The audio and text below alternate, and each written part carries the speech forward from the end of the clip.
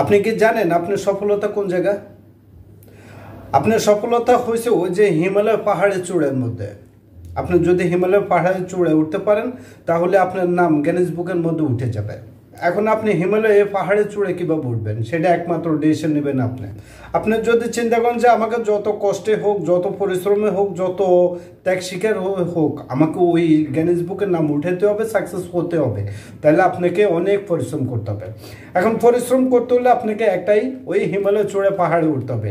হিমালয় চূড়ায় পাহাড়ের মধ্যে যদি যারা একবার কষ্ট করে পরিশ্রম করে সাকসেস হয়ে গেছে তারাই কিন্তু গিনেস বুকের নাম উঠে ফেলছে।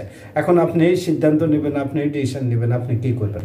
আর যদি লাইফ নিয়ে যদি কোনো রিস্ক না নিতে চান, কোনো কষ্ট করতে না চান, কোনো পরিশ্রম করতে না চান, শুধু নন্দলালের মতো, নন্দলালের গল্প একটা অনেকে শুনেছেন, নন্দলাল শুধু খায় আর ঘুমায়, রাস্তাঘাটে বের হয় না, কিংবা কোনো কাজে ঘর থেকে বের হয় না, তার বিপদ আসবে বলে।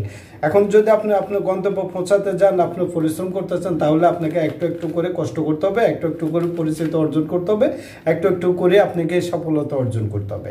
এখন মানুষ সফলতা না পেলে আপনি কোথাও কোনো দাম নাই। ঘরের একটা বিলে পোষা যদি মানুষ পালন করে, ওই বিলে পোষাটার যদি ন্যূনতমভাবে খানা দেবার পরও যদি সে তার দায়িত্বটা পালন না করে, ঘরের ইঁদুর যদি না মারে, তাহলে ওই ঘরের বিলেটারে কোনোভাবে মালিক পক্ষ খানা দিতে চায় না। যার কারণ হয়েছে সেই ঘরের বিলেটা তাকে ফালা হয়েছে, তাকে রাখা হয়েছে, তাকে সময় মতন খানা দেওয়া হচ্ছে শুধু ঘরের ইঁদুর মারার জন্য, সময় মতন ডিউটিটা পালন করার জন্য। বিলেটা যদি শুধু মালিকের শুধু খানা খেয়ে যায়, তার ডিউটি পালন না করে, তাহলে ওই বিলে কোম্পানি রেখে কোনো লাভ নেই। অর্থাৎ আপনি সে বিলে পোষার মতন, নন্দলালের মতন জীবনযাপন করাচ্ছে না করাই ভালো।